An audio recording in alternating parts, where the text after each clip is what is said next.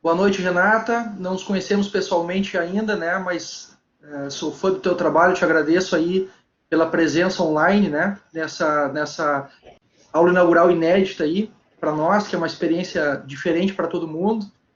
Agradeço todos os alunos do curso de jornalismo que estão entrando aí. Provavelmente o público vai aumentando a partir de agora. E antes de passar a palavra para o professor Francisco, eu queria dar alguns recadinhos importantes para o nosso evento. Dizendo então que a gente vai manter o microfone e a câmera de todo mundo fechado para melhor dinâmica da aula inaugural, né? Mantendo a palavra com a Renatinha. E a partir de 30 minutos da exposição, a gente vai fazer então uma abertura de inscrições para vocês fazerem algumas perguntas, né? Inicialmente são apenas 5 e elas vão ser por ordem ali no nosso chat, vocês podem escrever por ordem. Então, as 5 primeiras, elas vão ter os 5 primeiros alunos vão ter o direito de fazer a pergunta para a Renata, tá? Essa dinâmica ela vai ser feita por mim e pelo professor Francisco, que vai abrir o microfone para as pessoas que fizerem essas perguntas pela ordem, tá bom? Então, eu desejo um bom evento para todo mundo, né? E passo a palavra aí para o professor Francisco. Bom, boa noite, pessoal. Boa noite a todos e a todas, né? Nesse momento especial, no momento em que realizamos nossa aula inaugural com a presença da jornalista Renata Medeiros. É uma aula diferente, como o professor Luciano falou, diferente do planejado, mas não menos importante e potente. Não estamos em um auditório, como era previsto, mas estamos conectados via internet em defesa do que a gente acredita ser um bom jornalismo. Como eu tenho dito em algumas aulas, fazer jornalismo em dias tranquilos é fácil, mas é num momento de crise social como o que vivemos hoje que o jornalismo se torna indispensável, imprescindível. E é sobre isso que a nossa convidada falará hoje. Ou seja, como se faz jornalismo em tempos de pandemia. A Renata é uma jornalista que eu conheci nos meus tempos de redação. Ela começou no jornalismo há 10 anos, é natural de Porto Alegre, é formada pela SPM, se formou em 2014 e tem 26 anos. Ela cobriu a Copa de 2014 pela ZH, desde 2015 está na Gaúcha, começou como redatora do site, virou produtora, depois repórter de torcida e hoje repórter de campo. Com a integração da redação, voltou a escrever para Zero Hora e, além de Grêmio e Inter, cobre o futebol feminino. Ela também tem se destacado pelo uso de ferramentas e estratégias de jornalismo guiado por dados. E por isso, o convite. Bom, Renata, é muito bom e muito importante vê-la aqui conosco. Tu és, já te disse isso, uma das repórteres, das melhores repórteres dessa nova geração. E eu te desejo sucesso nessa aula e a palavra está contigo.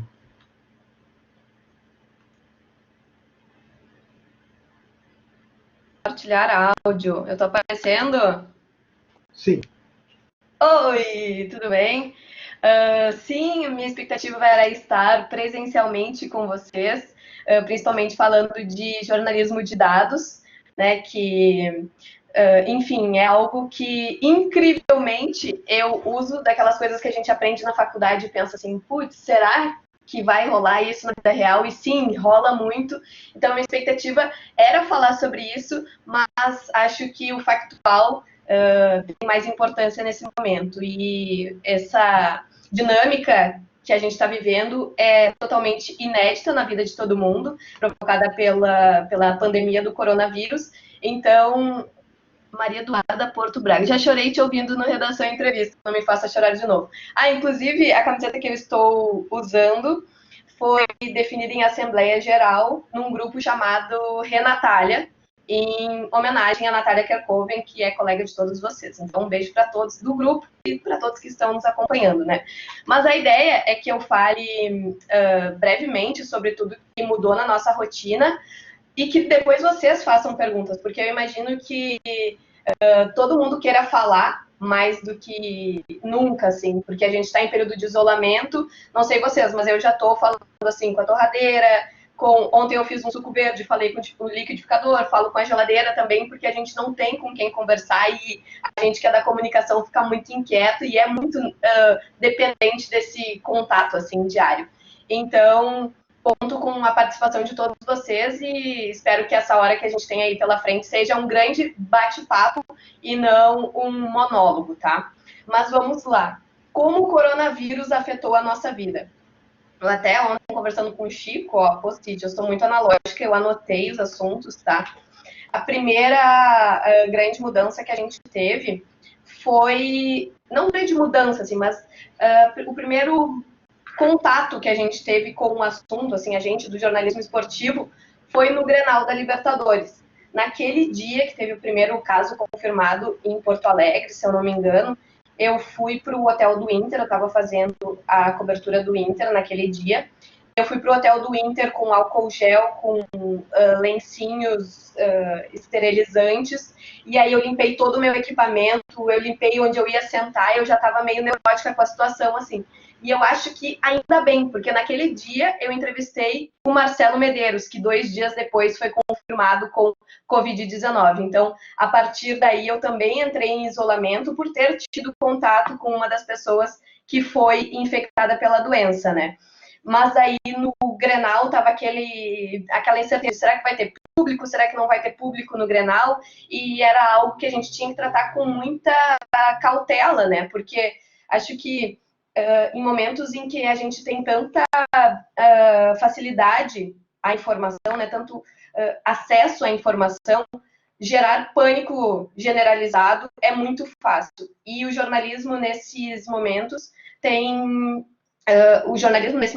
um papel de muita responsabilidade, que é trazer um cenário real, né, do que está acontecendo. Então, nem tudo que estava circulando naquele dia era verídico, mas a gente tinha que apurar tudo com muita calma. E se eu testei coronavírus, eu não fiz o teste porque eu não tive nenhum sintoma. A orientação é que pessoas assintomáticas não façam o teste, não testei. Mas enfim, e aí no domingo, pós-Grenal, a gente teve a rodada do Gauchão com portões fechados. E isso, sim, para mim foi algo bem diferente, porque eu nunca tinha feito um jogo sem torcida. Eu que estou acostumada a trabalhar nas arquibancadas, né, foi algo... chegar no estádio, não ver aquela movimentação de jogo às 11 da manhã, que foi o caso, né, do jogo da Arena Grêmio São Luís, chegar e ver só os funcionários, assim, sabe? Parece que não fazia sentido que aquele jogo tivesse acontecendo, porque, afinal de contas, o futebol tem que acontecer por causa dos torcedores, né? E não ter a presença do torcedor naquele momento foi algo bem estranho, assim. Foi meu primeiro jogo torcida, então foi bem bizarro. E naquele jogo eu fui repórter de torcida. Dei sorte, porque dei depoimento de 4 gols, o jogo foi 3-2, então 4 dos 5 gols do jogo foram na goleira, onde eu estava pertinho. Mas aí, a partir dali, a gente começou a mudar a nossa rotina de fato. Porque daí na segunda e na terça eu estava cedida para a 0 Hora. Como o Chico falou, eu trabalhei na 0 Hora em 2014 na editoria de Copa. E agora com a integração de Gaúcha 0 Hora e o site Gaúcha ZH, todo mundo faz tudo, basicamente. Mas na segunda e na terça eu fui cedida exclusivamente para a força-tarefa de coronavírus. E aí, quando vocês, um dia, se tiverem a oportunidade de trabalharem em redação, vocês vão sentir a adrenalina que é a força-tarefa de algum assunto. Tem força-tarefa de Copa, tem força-tarefa de eleição, tem força-tarefa de eleição de Papa, né, Chico? Teve isso, porque o Papa podia ser gaúcho, então o que teve de gaveta de Papa possivelmente gaúcho naquele período, tu deves lembrar, não foi brincadeira. Exato. Né? Então teve a mobilização e aí, tipo assim, no domingo eu tava atrás da goleira lá na arena e na segunda eu tava nos supermercados fazendo a corrida insana das pessoas atrás de papel higiênico e álcool gel. Então acho que, não sei o quanto as pessoas que estão aqui com a gente sonham em ser jornalistas esportivos. Eu sempre sonhei, sempre, desde pequena, sempre, desde os 12 anos eu escrevo sobre futebol e a gente tem que estar ciente que a gente faz a faculdade de jornalismo, né? Então, não é só de esporte que a gente vai falar sempre, a gente tem que estar preparado para falar sobre qualquer assunto. Então, foi uma mudança para mim muito repentina, assim, de um dia para outro, ó, tu vai fazer o Grêmio de tarde, tu ia fazer o Grêmio de tarde, mas tu vai agora para o supermercado, e aí era um dia de chuva, e enfim, e aí do nada eu tive que fazer parte dessa força-tarefa aí do coronavírus, e daí 2 dias depois teve a confirmação do Marcelo Medeiros, e aí eu vim para o home office. O home office tem sido uma loucura. Na sexta-feira, sem ser essa última, da semana anterior, pela primeira vez, um programa de esportes na Rádio Gaúcha foi colocado no ar 100% de maneira remota. E isso foi muito legal, né? Depois que passou tudo, assim, ó, aconteceu. Mas aquelas 2 horas em que o show dos esportes estava no ar foram as 2 horas mais estressantes da minha vida, disparado.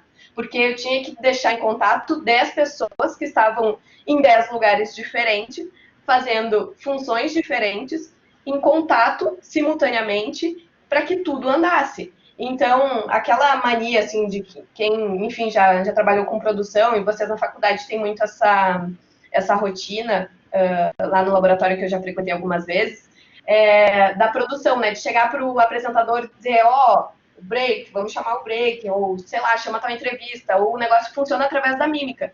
Só que tu tá em casa, tu não tem mímica para fazer. Então a gente teve que desenvolver uma rotina de comunicação diferente da que a gente estava acostumado, e tem sido uma experiência bem legal, assim, essas descobertas diárias do que dá para fazer, o que não dá para fazer, mas é completamente louco, assim. Se me perguntassem 1 mês atrás se era possível fazer a Rádio Gaúcha acontecer, cada comunicador, cada produtor na sua casa, cada entrevistado na sua casa, sem nada acontecendo no estúdio, eu ia dizer, é impossível, não tem como.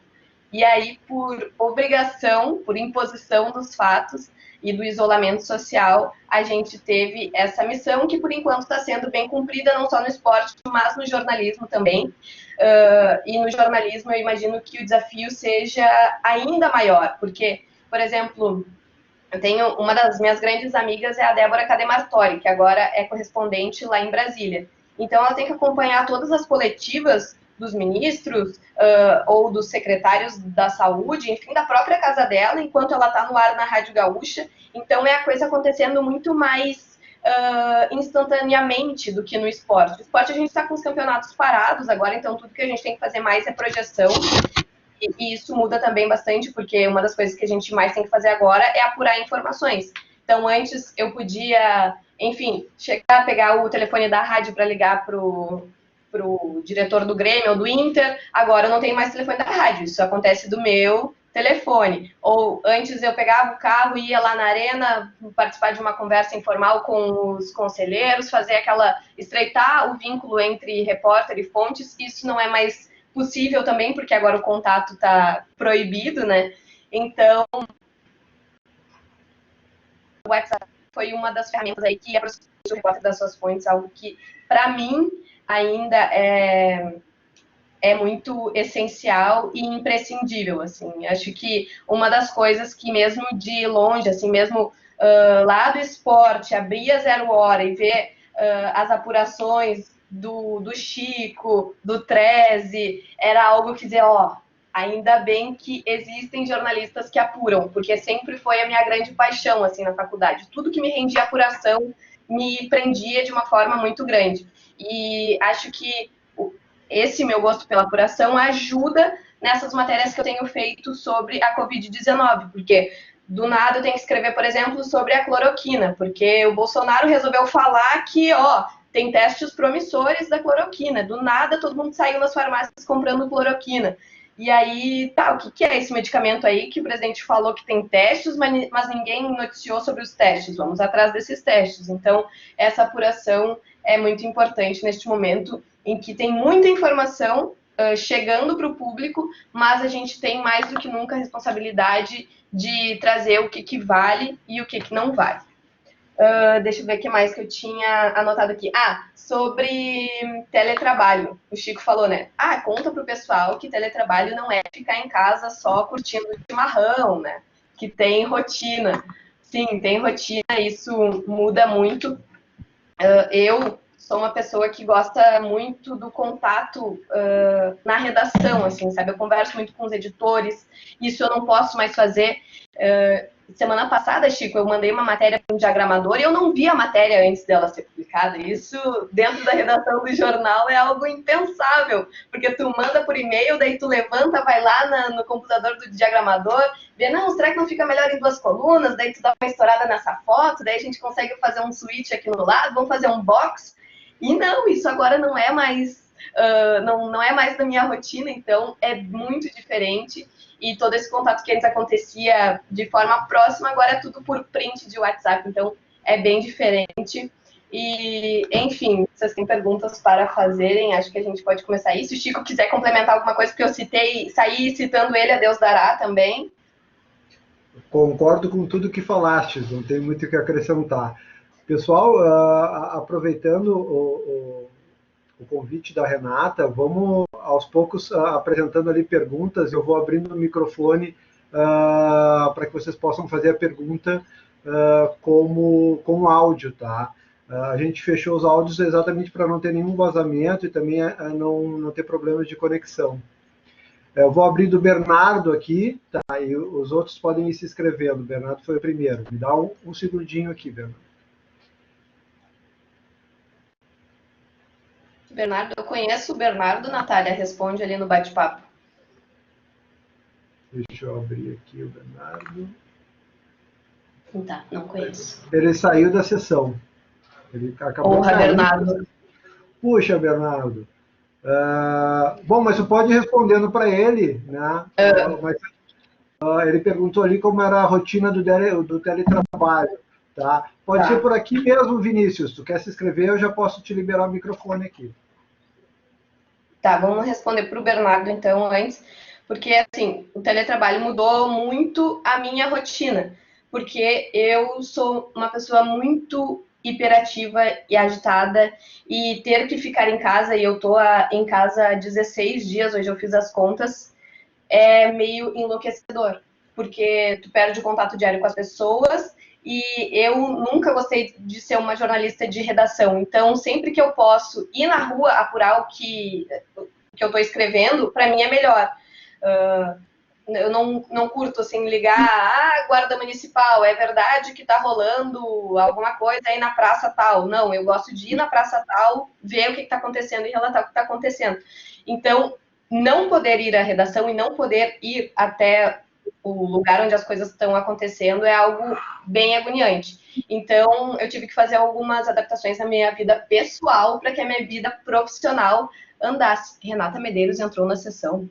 Vocês estavam me ouvindo ou não estavam? Não, sim. Estamos te ouvindo. Tudo ok? Então tá. Sim, tudo ok, tudo ok.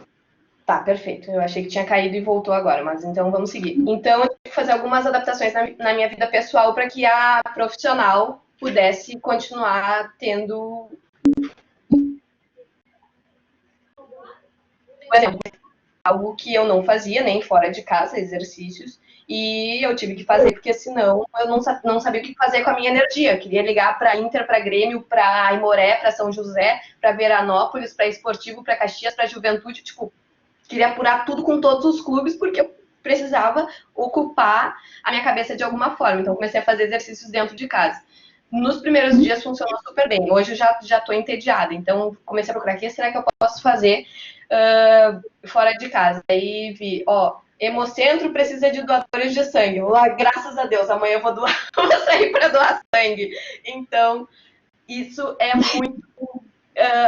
é uma aflição muito grande, assim, sabe? Porque é uma quebra na tua rotina muito repentina e muito grande. Eu tô há 16 dias tendo saído de casa 2 vezes para ir largar o lixo na rua e ir no supermercado.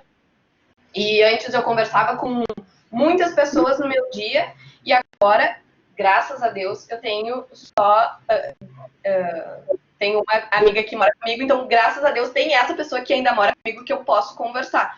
Porque se eu morasse sozinha, sei lá, nem eu tava falando antes, tava falando com a geladeira, com a torradeira, com tudo, porque é muito diferente para nós jornalistas não poder se comunicar. Então, Esses foram os ajustes, assim, na minha vida pessoal para que eu conseguisse funcionar profissionalmente.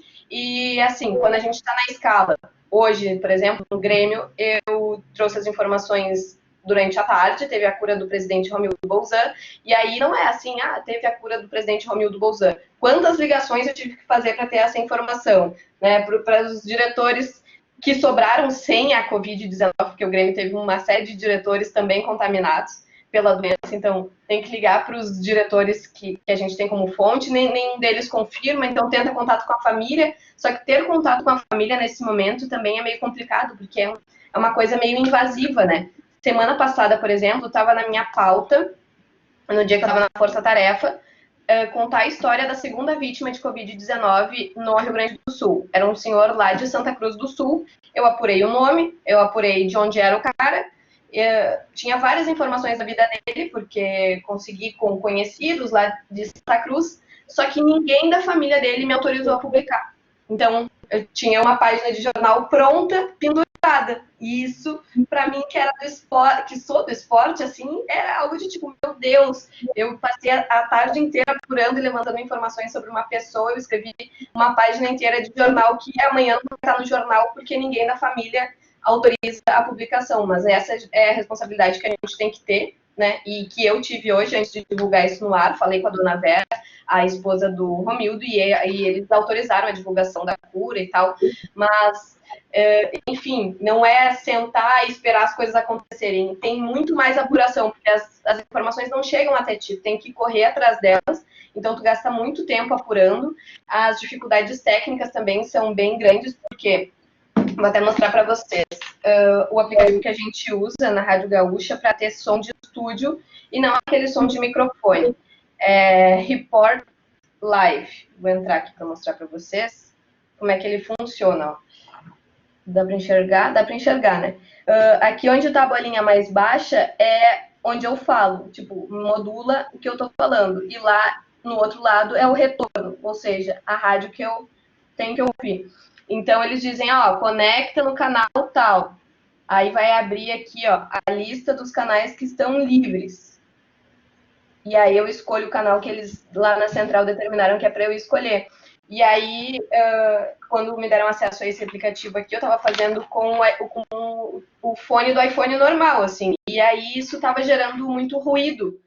Então, teve que vir um cara da central técnica aqui me dar outro fone, que é esse fone aqui, um fone normal, assim, mas não tem microfone embutido nele, então eu tenho que conectar no celular e eu uso o próprio telefone como microfone. Então é uma adaptação também diferente, uma ferramenta que a gente não estava acostumada a usar e que entrou na nossa vida para ser usado diariamente. Então é uma série de grandes ou pequenas mudanças que vão mexendo na nossa rotina, e isso, de certa forma, é algo novo, né? É um terreno assim que a gente cada dia vai tendo uma descoberta, mas acho que o fato de jornalismo os torna mais flexíveis a esse tipo de mudança, né? Porque o jornalismo é muito orgânico, então acho que a gente já está mais aberto, talvez, ao novo, ao inesperado, e também muito curioso a esses novos cenários. Então, está sendo um desafio muito grande, mas é muito legal também estar vivendo isso durante um acontecimento mundial, né? Porque daqui a sei lá quantos anos, se ainda houver mundo, espero que haja, a gente vai contar essa história ainda para as próximas gerações. Obrigado, Renata. O Marcos Vinícius queria fazer uma pergunta, teu microfone está aberto, Marcos. Boa noite, Renata. Boa noite, professor Chico. Boa noite ao professor Chico, boa noite ao Luciano aí Zuminski pela iniciativa. Quero dizer que está sendo muito legal mesmo essa palestra aí. O Luciano, eu tive uma grande oportunidade de fazer uma cadeira com ele, cadeira de rádio, na aula do professor Holden. Enfim, Renata, quero te agradecer em primeiro lugar aí pela tua palestra, está muito boa, tá? E eu queria saber o seguinte, eu tenho duas perguntas para te fazer, tá? São duas perguntas bem pequenas, assim, tá, para não tomar o tempo, porque eu sei que tem muito colega para perguntar aqui. Mas eu queria saber de ti, depois que tu te formou na faculdade, eu queria saber qual foi a tua trajetória até entrar na Rádio Gaúcha depois. Como é que foi assim, poxa, me formei, e agora como vai ser? Eu queria saber disso aí de ti, tá? E a outra pergunta é o seguinte, como é que foi a primeira vez que tu entrou no estádio de futebol para fazer uma cobertura de jogo? Parabéns pela tua palestra, viu? Ai, obrigada, Marcos Vinícius. Mas, enfim, perguntou depois de me formar, né? Eu comecei a trabalhar no segundo semestre. Então, acho até estranho dizer, assim, que vou fazer 27 anos, eu vou fazer 10 anos de jornalismo esportivo. Então, isso é insano, porque eu comecei a trabalhar no segundo semestre na Rádio Guaíba. Eu sempre quis fazer jornalismo esportivo. E eu acho que eu já contei essa história para alguns de vocês milhares de vezes, mas eu vou contar de novo porque eu adoro ela. Porque com 12 anos eu escrevi minha primeira crônica de futebol. E aí, quando as pessoas me perguntavam o que tu quer ser quando crescer, eu dizia jornalista esportiva. Aí as pessoas diziam, não, mas não existe essa faculdade, tem que fazer jornalismo. Eu, não, mas eu quero ser jornalista esportiva, porque eu amava ler a Zero Hora de trás para frente, começando pela coluna do Paulo Santana, depois indo para as notícias do esporte, e o resto do jornal eu lia se desse tempo, porque eu gostava das notícias de futebol. E foi engraçado porque eu primeiro gostei de notícias de futebol e depois de futebol, porque a partir das notícias eu comecei a acompanhar os campeonatos. E normalmente acontece o contrário, né? A pessoa gosta de futebol e aí vai querer se informar sobre. E aí, quando eu entrei na faculdade, eu ainda trabalhava com os meus pais queriam que eu fosse ou veterinária ou agrônoma. Então, como eu escolhi uma faculdade diferente do desejo deles, eu ainda trabalhei um semestre da faculdade com eles, lá no empreendimento rural da família, para que eles não tivessem uma transição tão brusca, né? E aí, fazendo um trabalho da faculdade sobre hinos antes das partidas de futebol. E aí eu fui no Beira-Rio para entrevistar jornalistas, vi um cara com o microfone da Guaíba e perguntei, isso aqui eu não falei assim, oi, onde é que é a sala da imprensa, né? Cheguei, oi, tudo bem? Meu nome é Renata, sou estudante de jornalismo, estou fazendo uma matéria assim, assim, assim, e eu queria saber onde é que fica a área da imprensa. E ele disse assim, tu é estudante? Eu, sim. Tu gosta de futebol? Eu disse, sim, amo futebol. Ele, a gente está precisando de uma estagiária lá na Rádio Guaíba. Um estagiário, tem uma vaga de estágio lá na Rádio Guaíba. Aí aquilo era um sábado, acho que era Inter e Figueirense o jogo, e ele falou, tá, segunda-feira vai lá na rádio. Meu, eu não consegui dormir o resto do fim de semana, até chegar a segunda-feira, que eu tinha que ir lá na Rádio Guaíba. Aí cheguei na Rádio Guaíba e me apresentei, né, disse, disseram que tem uma vaga de estágio aqui, queria saber como é que eu faço para me candidatar e tal, e na terça eu fui contratada para aquele estágio. Então eu comecei na Rádio Guaíba, um ano depois eu fui para a Rádio Gaúcha, fiquei 3 meses só na Rádio Gaúcha, sendo estagiária lá, quando me chamaram para ser assistente de reportagem na Zero Hora. E daí, na Zero Hora, eu trabalhei na editoria de Copa, que foi a melhor época, assim, porque eu estava no meio da faculdade e eu era setorista de obras do Beira-Rio. Então, assim, a primeira muda de grama eu cobri, a primeira estrutura metálica eu cobri, a primeira cadeira que foi instalada eu cobri. E foi muito legal ver um estádio que era antigo tomando forma para um novo acontecimento que seria a Copa do Mundo, né? Essa transformação foi muito legal presenciar. Eu estava na faculdade. O melhor da minha vida foi o dia que eu saí da redação antes de eu conseguir o contato do engenheiro lá que ia trazer a cobertura do Beira-Rio, consegui clandestinamente o contato dele. E aí, Andrade Gutierrez não deixava ninguém entrar no Beira-Rio, né? Porque tinha todo um mistério, assim. E aí eu disse pro meu editor, olha só, eu vou me vestir de obreira e eu vou entrar no Beira-Rio para entrevistar esse engenheiro. Porque ele falou que só entram pessoas que estão com os equipamentos de segurança para a obra e não entra repórter. Eu digo, foda-se, vou botar o equipamento necessário e vou entrar. Aí saí numa ferragem, comprei a roupa de obreira, fui lá, entrei no Beira-Rio, fiz a matéria, voltei para uma redação, escrevi a matéria bem loucamente e tal, não sei o que, entreguei. Quando eu entreguei, o Miesel, que era o meu editor, falou, vai ser a capa da Zero Hora de amanhã. Eu disse, meu Deus. Já começou um ataque cardíaco, assim, né? Meu Deus, a minha matéria vai ser a capa. Aí cheguei em casa, não conseguia dormir, eu fiquei na sala esperando o barulho da moto do cara que entregava o jornal parar na frente da minha casa e dar o barulhinho na grama para eu pegar o jornal e ver a minha matéria ali na capa. Então, foi um período muito legal. E aí, como eu consegui fazer várias matérias legais, enfim, eu criei um vínculo muito legal com a editoria de esportes da Zero Hora. Quando eu me formei, já tinha uma vaga prontinha para mim lá na Rádio Gaúcha me esperando, justamente para eu fazer o site de esportes da Gaúcha, porque a Gaúcha não tinha um site, então era mais ou menos para eu implementar esse processo que eu já estava acostumada lá na Zero Hora, na Rádio Gaúcha. E aí, depois de eu ser redatora do site, eu virei produtora, depois repórter, e cá estou. Então, essa foi minha trajetória, não tem meio muito definido assim como foi minha trajetória depois que eu me formei, porque foi tudo acontecendo durante a faculdade, e quando eu me formei, felizmente, eu já tinha uma vaga moldada para o meu perfil, digamos assim, lá dentro da empresa mesmo. Então, essa foi a minha trajetória. E a primeira vez que eu entrei no estádio para cobrir futebol, eu nem me lembro quando foi, mas uma coisa que me marcou muito foi a primeira vez que eu fiz reportagem de goleira, que foi no ano passado, porque desde que eu comecei a fazer repórter de torcida, óbvio que eu me imaginava fazendo reportagem de goleira, que é o repórter que fica lá atrás da meta, né? Enfim, escrevendo os lances do jogo. Depois da narração, vem, não, fulano avançou pela esquerda, cruzou na área, e fulano furou, não deu certo, tiro de meta para tal time, se cresce, gente que coopera, cresce.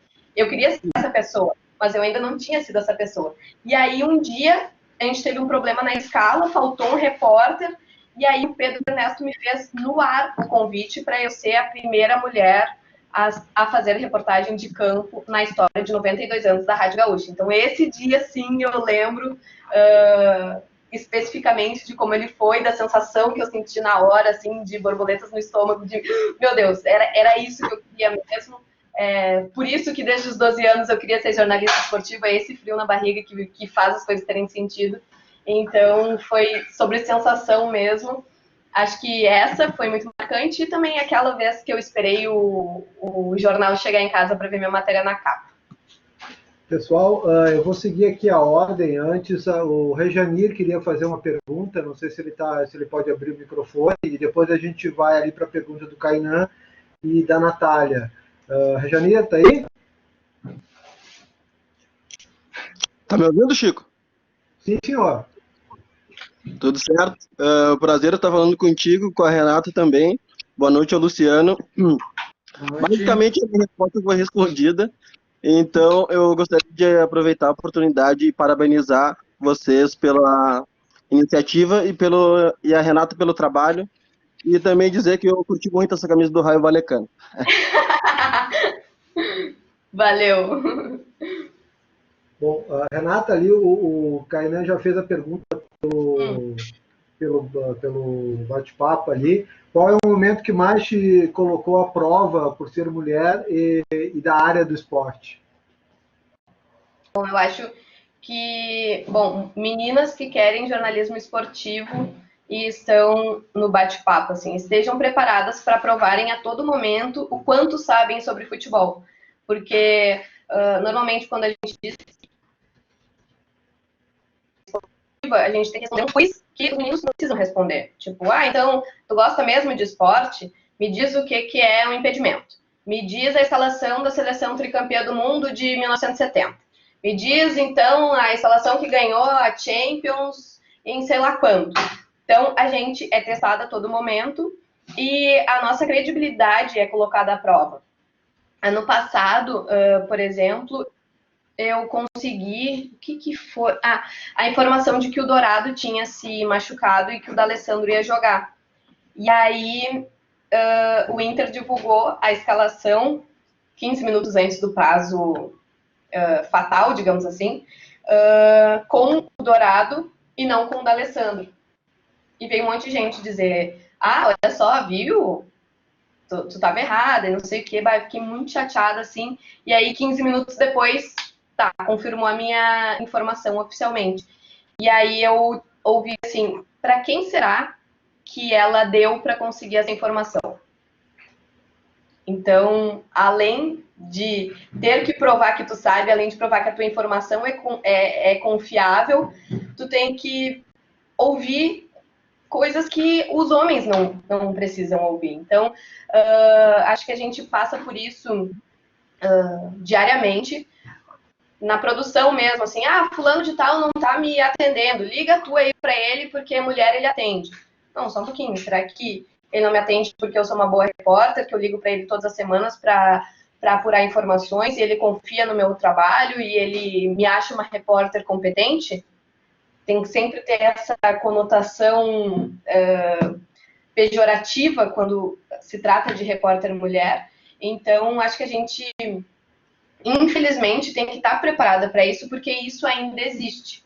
Mas eu vejo com muito bons olhos assim, o fato disso ser discutido dentro das faculdades, porque isso vai fazer com que os nossos próximos colegas sejam caras com essa consciência que os meus colegas ainda não têm. Talvez pelo gap geracional, né? Porque, por exemplo, o Ernesto tem 70 anos, o Guerrinha tem quase isso. Então, imagina, olha quantos anos... Deixa eu ver, eu sou de humanas, não de exatas, né? Mas mais de 30 anos de diferença separam. E entre esses 30 anos na questão cultural e social, e ainda mais para a criação de um homem e de uma mulher, muda muito, né, o tratamento. Então, acho que na faculdade a gente está criando repórteres homens mais preparados para lidarem com as colegas mulheres, e acho que isso vai ser um grande passo, assim, porque realmente é muito desconfortável passar por essas situações dentro da redação, e sempre a gente vai passar. Mas fora da redação é como, a gente já está mais acostumado. Só que dentro da redação gera maior desconforto justamente por, como assim, meu colega está falando isso, está duvidando de mim, está levando para o lado pejorativo, sabe? Então, a gente tem que estar preparado, infelizmente, para isso. Mas é as gurias, né? Tem que dar. Muito bom. A Natália queria fazer a pergunta, eu abri o microfone para ti, Natália. O Rômulo te escreve aqui pelo bate-papo, tá? Para eu poder ir abrindo o microfone um por vez, tá? Natália, pode falar.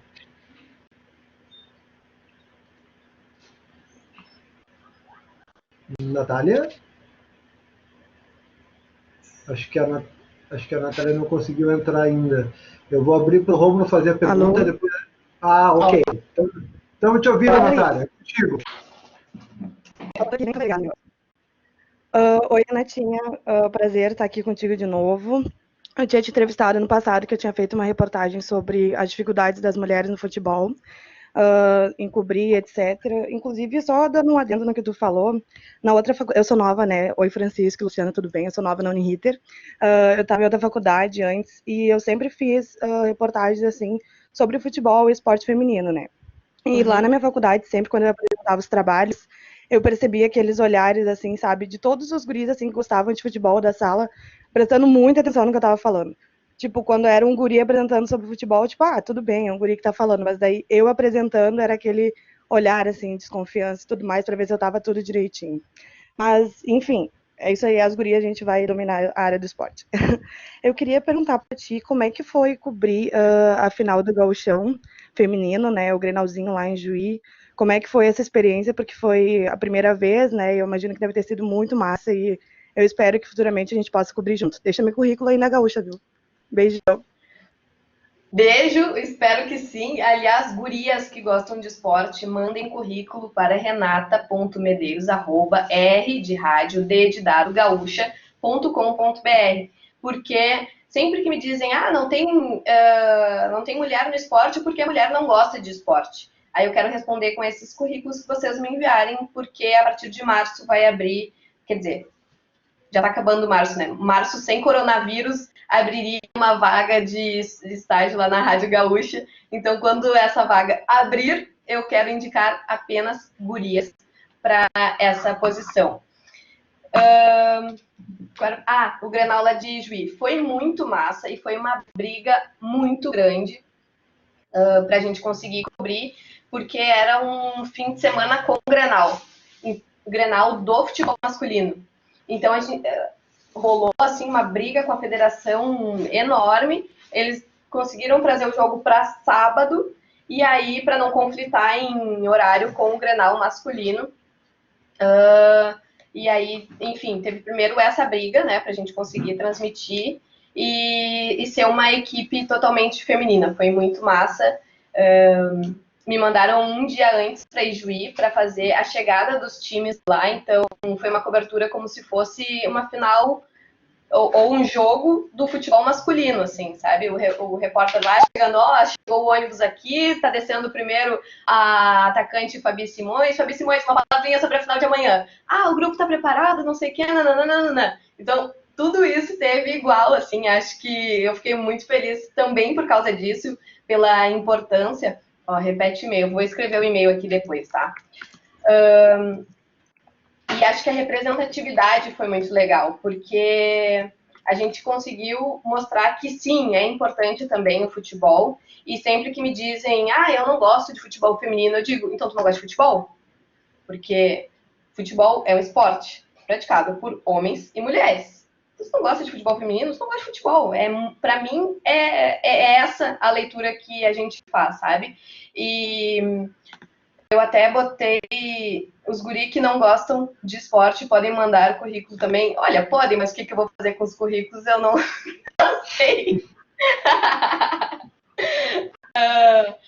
E aí, no dia lá da jornada, foi algo assim, para mim, pessoalmente, quando começou a tocar a trilha, o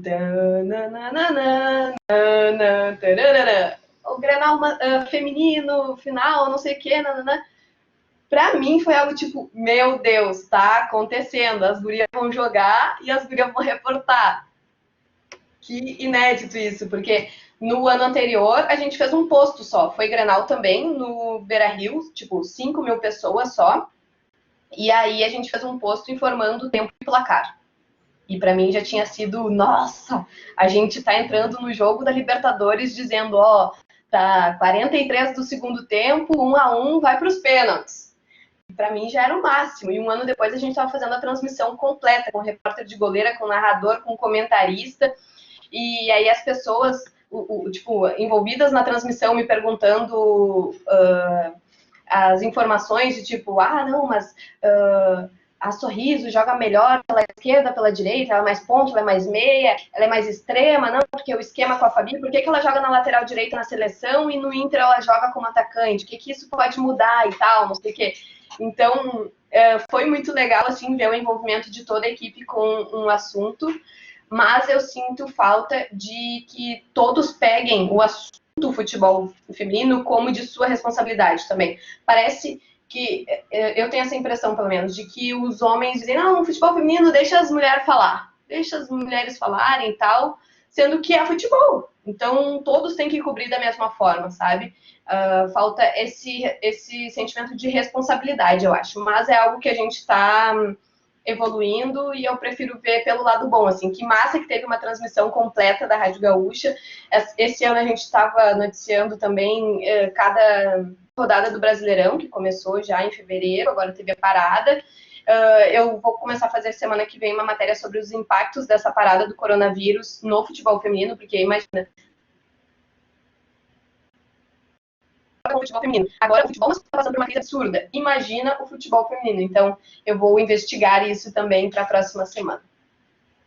Renata, o Rômulo gostaria de fazer uma pergunta. Rômulo, tu podes perguntar. Oi, oi, oi. Vai lá, Rômulo. Renatinha, me escuta, querida? Sim. Tudo bem? Seguinte, Renata, primeiro eu quero dizer que tem um podcast maravilhoso chamado Redação Entrevista, o episódio 6 é com esta moça que está falando, é maravilhoso, é bom vocês escutarem, está nas principais plataformas. E seguinte, Renata, pergunta rápida e objetiva, quem é teu maior exemplo, quem é teu maior ídolo ou ídola na área esportiva? Pergunta difícil, mas dentro da rádio, José Alberto Andrade, que é um repórter antigo e que quando eu ouvia ele, antes de entrar no jornalismo, eu conseguia ver o lance que eu não estava vendo. Então, para mim, o rádio tem muito isso de conseguir descrever com uma riqueza de detalhes e com uma emoção que só quem está vendo ali consegue transmitir para quem não está vendo. Então eu tenho essa inspiração assim sobre forma e conteúdo muito grande no Zé. Tenho também uma admiração muito grande, agora ela está fora da área, que é a Cris Matos. Ela era repórter do Diário Gaúcho e também era uma repórter que conseguia dar muitos furos. Tipo, a editoria de esportes da Zero Hora tinha 5, 6 repórteres e ela sozinha no Diário Gaúcho conseguia trazer umas informações exclusivas, assim, e isso era algo que me deixava muito feliz, assim, sabe? Como uma pessoa consegue driblar o trabalho de várias. Então, agora ela deixou o Grupo RBS, ela foi para a Band, foi repórter na Band, agora ela abriu a empresa dela, mas é uma pessoa que eu admiro muito. E em âmbito nacional, Ana Thaís Matos. Embora eu não me imagine como comentarista, que é o segmento que ela adotou, né? Agora, por último, ela como repórter, como setorista de Corinthians e Palmeiras, tinha uma abordagem que eu já acompanhava, foi inclusive na época assim que a gente ficou mais próximas, e aí agora torço muito por ela como comentarista, fico muito feliz quando as pessoas dizem, nossa, como ela entende, né, é mulher e até entende de futebol, embora seja um comentário com fundo machista, eu acho muito legal, assim, por ter esse reconhecimento de que, independente do gênero, as pessoas podem entender sobre futebol, e o fato de ela estar ali numa mesa do troca de passes, por exemplo, com um ex-jogador super didático, que é o Grafite, e com 2 jornalistas super renomados, e conseguir dar a opinião dela e ter uma leitura diferente das coisas e super embasada, é algo muito bom para nós mulheres que gostamos de futebol, ter essa referência nacional, assim, com espaço todo dia na TV, mesmo que fechada, né? Ela fez uns comentários na TV aberta, mas diariamente na TV fechada. Então, essas são minhas referências, assim. Mas, quando eu estava na faculdade, eu lia muito e tudo sobre Caco Barcelos. Porque, como vocês sabem, eu gosto de apuração, então tudo que tem muita apuração me cativa muito, assim. Então, nossa, Caco Barcelos, tudo que saía dele, eu li. Até tem um bastidor legal, assim, da época que eu trabalhava no portal de jornalismo da ESPM. Ele fez uma palestra, o Caco Barcelos, na Feira do Livro lá de Gravataí.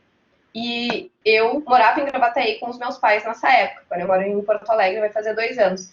E aí eu botei na cabeça, eu vou entrevistar o Caco Barcelos. E aí eu cheguei lá, acompanhei a palestra dele, fiz a cobertura em tempo real para o Twitter do portal de jornalismo, que em 2011 era algo impensável, uma cobertura em tempo real pelo Twitter, 2011, né? Pensa.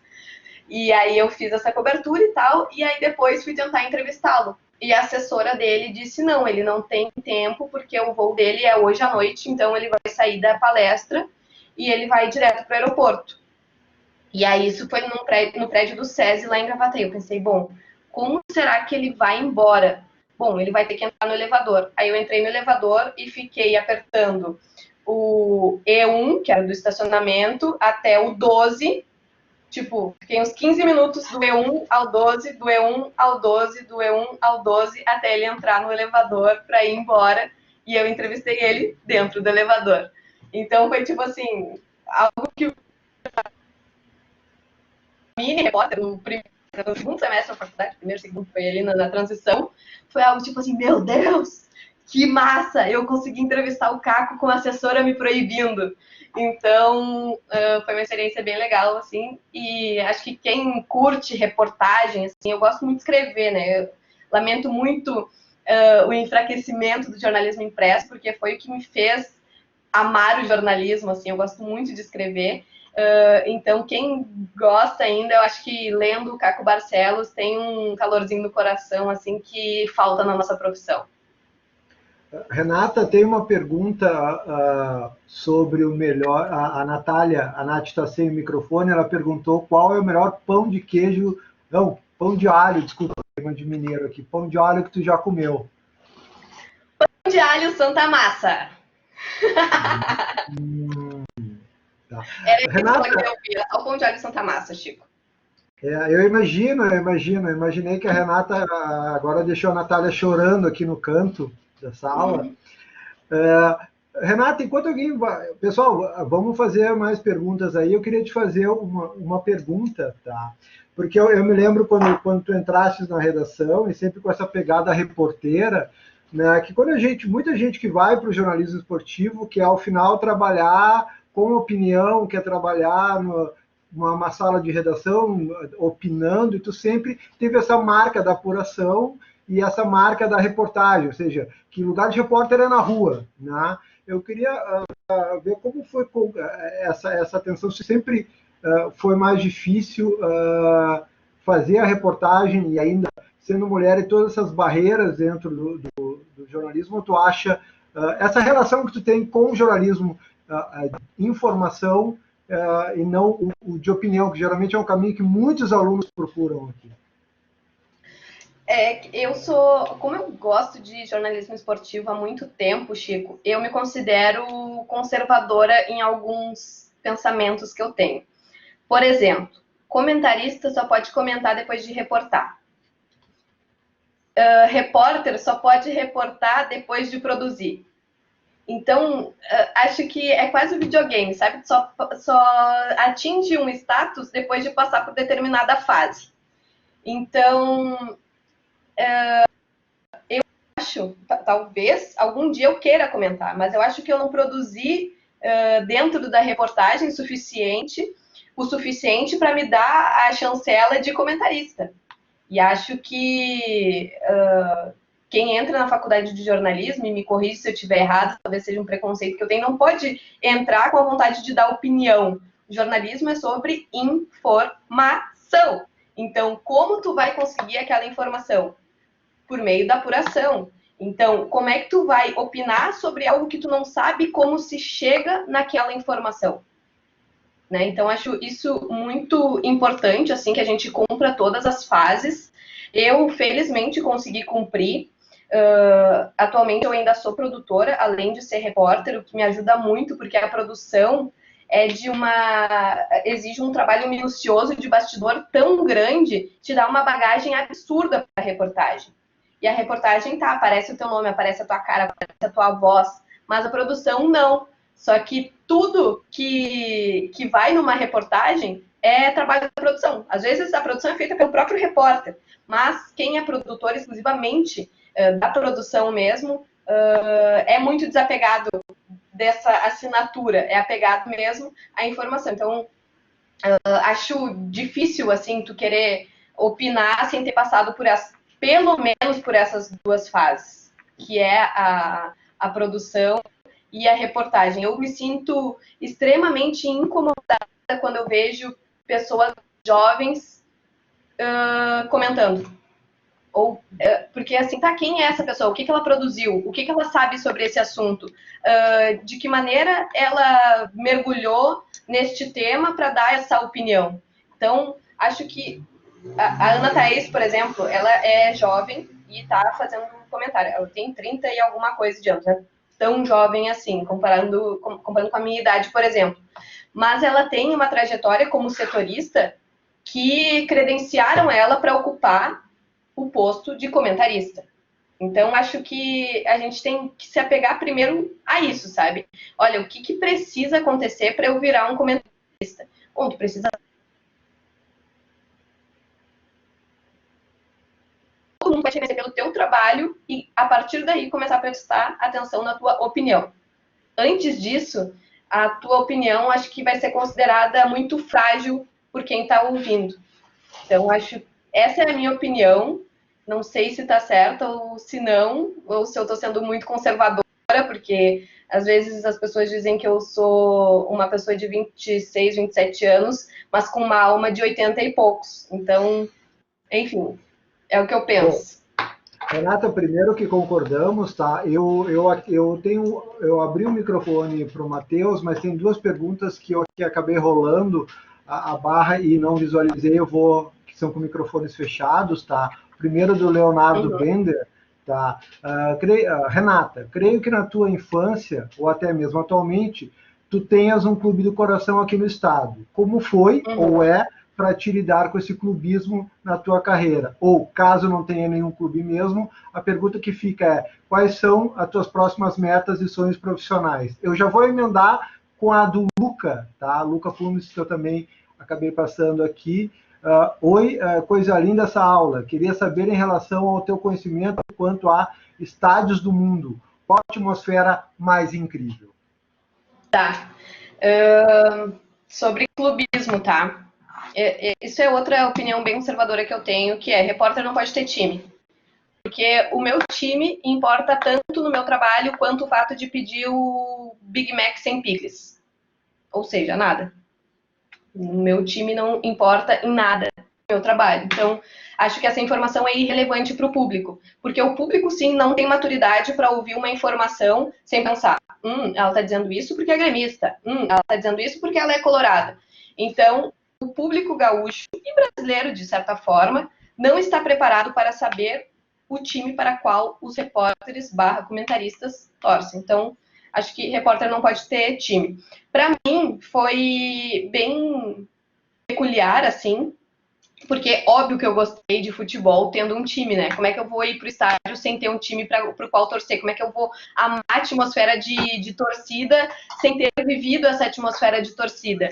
Então, óbvio que eu já torci para algum time. E aí, meu primeiro dia de trabalho lá na Guaíba, na terça-feira lá que o gestor disse: beleza, segunda-feira tu conheceu a rádio, hoje tu vai começar a trabalhar e a primeira coisa vai ser: abre o Orkut. No meu tempo existia uma rede social chamada Orkut, acho que nenhum de vocês pegou, que tinha um álbum que tinha um álbum futebol, e era a Renata lá no estádio X com várias fotos, e ele disse assim: tu vai apagar qualquer e todo e qualquer rastro teu te relacionando a um time.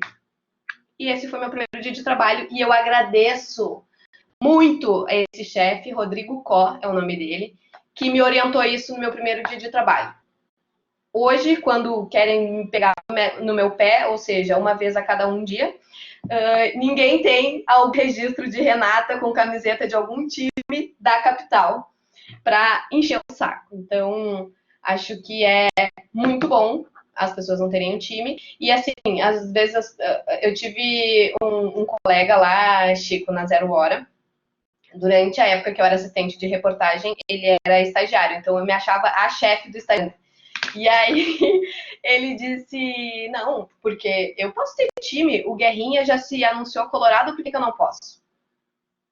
Tu realmente quer que eu te explique por que o Guerrinha, um comentarista que é comentarista, sei lá quantos milênios, que participa do principal programa de debates de rádio do Brasil, que passou pela reportagem de futebol, do turf, do não sei o que, há sei lá quantos anos trabalha com informação, as pessoas confiam no que ele está dizendo, aí quer dizer que tu tá no terceiro semestre da faculdade, tem a mesma autoridade que ele para anunciar o teu time? Não, né? Primeiro vai pelo teu trabalho, depois tu prova pelo teu time. Então, acho que repórter não pode ter time, sou meio conservadora com isso, então todo mundo que quer trabalhar com jornalismo esportivo, dedique essa quarentena para apagar suas fotos das redes sociais, bem como tweets, bem como posts em blogs identificados, e é isso aí. O Bernardo botou ali: o Guerrinha inventou o rádio. Foi mais ou menos isso, o Bernardo. Não tô te ouvindo, Chico. Tá vindo? Tá. Às vezes é importante até para o jornalista que não é do esporte, porque às vezes tu vai cobrir alguma questão de torcida, tu tá numa força-tarefa e isso pode te comprometer, né? Não, e às vezes até teve um repórter, Chico, do jornalismo. Isso é um erro já que faz o jornalista esportivo ser marginalizado na redação, né? As pessoas tratam como jornalismo para um lado e esporte para o outro, como se o esporte não fosse jornalismo. E para mim, esporte é jornalismo, não é entretenimento. Isso também é outra coisa que faz eu ser conservadora, Chico. Mas, enfim, um repórter do jornalismo foi fazer trânsito em um Grenal e ele era identificado com o Inter e conseguiu se incomodar. Então, sim, é bom ser o mais discreto possível com relação aos times nas redes sociais, mesmo que não queira esporte. Pessoal, agora tem uma pergunta do Matheus, Machado, e depois eu vou fazer uma pergunta aqui do Matheus Milha. Renata, a gente sabe que tu tem o teu horário, tu me diz ali quando que o teu tempo realmente está fechando, agora às 20 horas, mas tem mais uma pergunta do Matheus, e eu já vou emendar do outro Matheus também, que aí tu responde essa dupla de Matheus aí de uma vez só. Ele, depois das perguntas do Leonardo e do Matheus, ela pode falar um pouco mais sobre a maneira com que ela apura e como ela vê que chegou ao limite da apuração que estava fazendo? Matheus, pode fazer a pergunta aí, para se somar. Boa noite, Renata. Boa noite, Chico. Renata, tu comentou que tu, aos 27 anos, vai completar 10 anos de jornalismo esportivo. E dentro dessa tua jornada de 10 anos, que é longa, tu vem quebrando alguns paradigmas dentro da profissão, tu é uma profissional muito inspiradora e tu também foi reconhecida como cidadã de Porto Alegre. Eu quero saber como que tu assimila isso, já que a nossa papel social ao longo desses 10 anos se tornou mais ainda por tudo que elas significam. Pode repetir o finzinho, Matheus, porque deu uma cortada?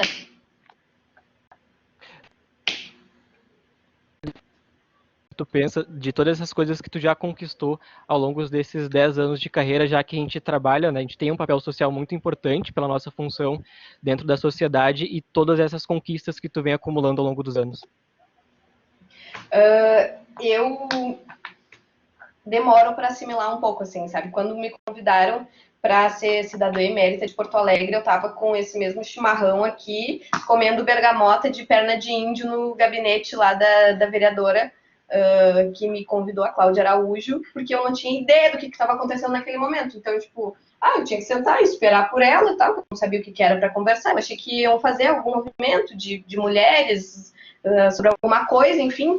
Eu não sabia que era um convite especificamente para mim que iam fazer. Então, eu me sentei ali, descasquei uma bergamota, fiz o meu mate e estava esperando ela. E foi assim que eu recebi aquele convite, e acho que até hoje eu não entendi direito por que ele aconteceu, porque eu acho que tanta gente importante veio antes de mim e conseguiu coisas tão importantes antes de mim e não foram reconhecidas. Por que esse reconhecimento está chegando em mim, sabe? Mas eu penso muito no nosso papel social, assim, enquanto mulher.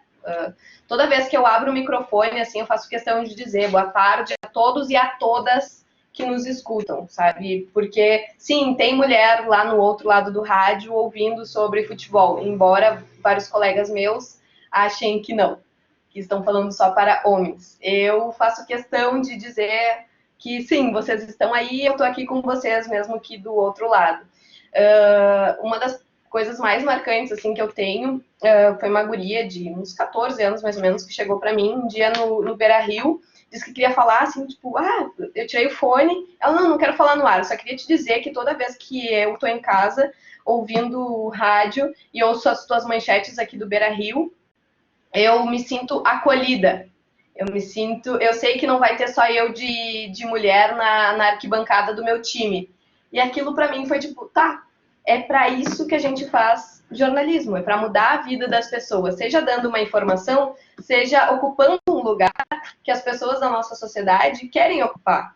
Eu, quando fiz jornalismo, por exemplo, nem pensava em ser narradora, porque para mim era uma função que não tinha nenhuma mulher exercendo, então nem passava pela minha cabeça. Então hoje eu fico muito feliz de ver que existem gurias que querem ser narradoras depois de vários projetos que a gente viu na Copa, por exemplo, de mulheres narrando futebol. E aí as pessoas se dão conta que sim, mulheres podem ocupar espaços que historicamente são ocupados só por homens. Então acho que esse papel social, para mim, é o mais importante de todos, assim, sabe? Da representatividade feminina. E dentro disso, eu tento, no auge da minha breve consciência social, também defender e fazer muitas pautas do interesse LGBT, também da comunidade negra.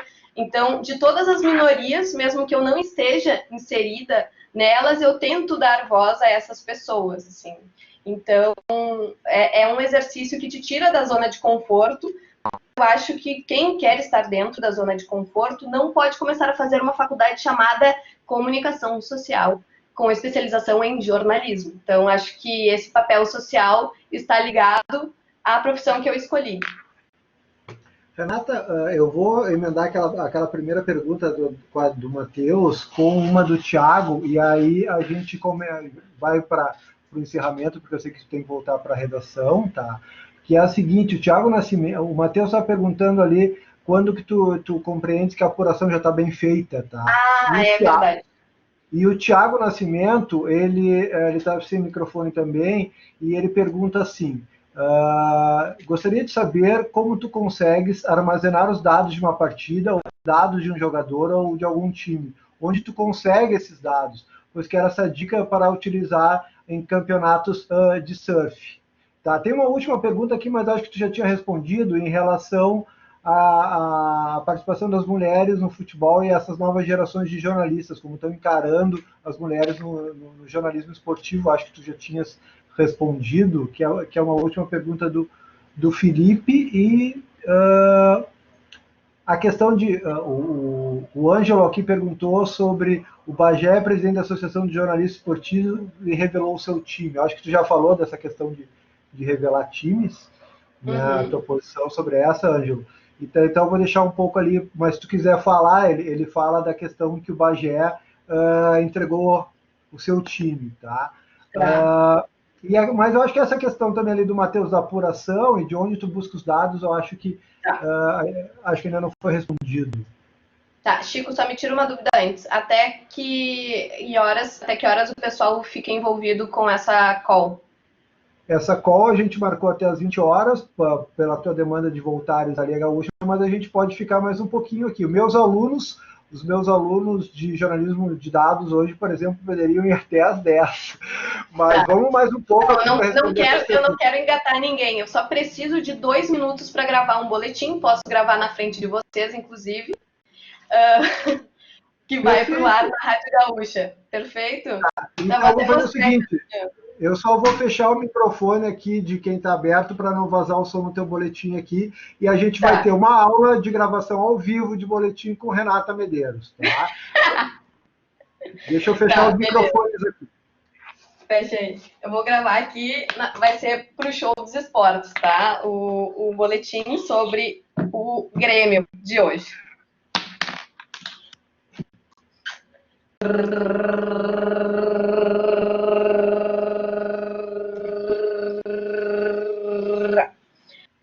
Três, dois, show dos esportes. O presidente do Grêmio, Romildo Bolzan, está curado da Covid-19, a doença ocasionada pelo coronavírus. No início dessa noite, a Prefeitura de Osório anunciou de forma oficial seu boletim de casos da doença no município, citando Romildo Bolzan Júnior como um dos curados, depois de ter a autorização da família para fazer essa divulgação. Sobre o julgamento dos expulsos durante o Grenal da Libertadores. O jurídico do Grêmio aguarda para a próxima semana o resultado deste julgamento.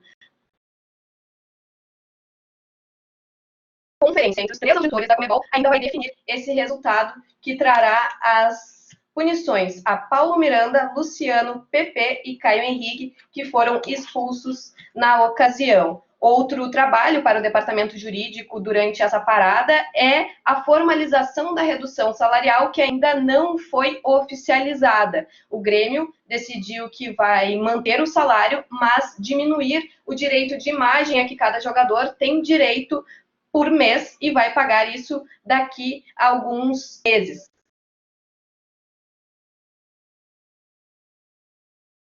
Formalizado. Nos próximos dias, os impactos no quadro social serão analisados. Entre 5 e 10 de abril, o departamento terá uma real ideia da quebra, mas a expectativa é de que 30%, de novo, 3, 2, 1, mas a expectativa é de que haja uma queda de 30% no faturamento devido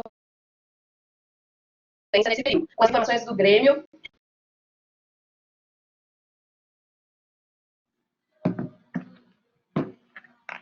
deu, gente. Quem sabe faz ao vivo. Tá, agora... Quem sabe faz ao vivo. Não, foi gravado esse. Não, mas foi ao vivo para nós, né? Mas foi ao vivo para nós. Ah, sim, ao vivo para vocês, com uma babada. Aí, quando a gente baba, significa quando a gente erra, a gente faz a contagem de novo. 3, 2, 1. Aí, como eu faço tudo em tópicos, ó, eu não tenho anotado exatamente o que eu vou dizer. Então, às vezes, tipo, isso aqui foi durante a minha apuração. O cara falou, expectativa 30%, queda, faturamento, inadimplência. E aí eu comecei a falar o que estava escrito ali, mas não fazia sentido na ordem direta. E rádio tem que ser na ordem direta, né? Então, começa de novo e fala para fazer sentido para o ouvinte. Perfeito, Renata. Tá, tô mandando aqui por e-mail. Eu acho que agora tem aquelas duas perguntas sobre a questão da apuração versus o material, o local onde tu busca informações, tá? E aí depois a gente tem uma última pergunta de uma colega aqui que tu conhece muito bem, ou será que não conhece, que é a Natália, que quer fazer uma pergunta sem microfone. Chamou de Renata. Que eu respondo, eu faço a pergunta para ti, Nath, é só perguntar, tá? Natália de Medeiros criaram aqui, uma dupla. Tá, pode responder, Renata. Sobre a apuração, tá? Quando eu vejo que eu cheguei no limite. É que tem muitas apurações diferentes, né? Por exemplo, deixa eu só mandar esse e-mail aqui. Encaminhar operadores Rádio Gaúcha. Boletim Show dos Esportes.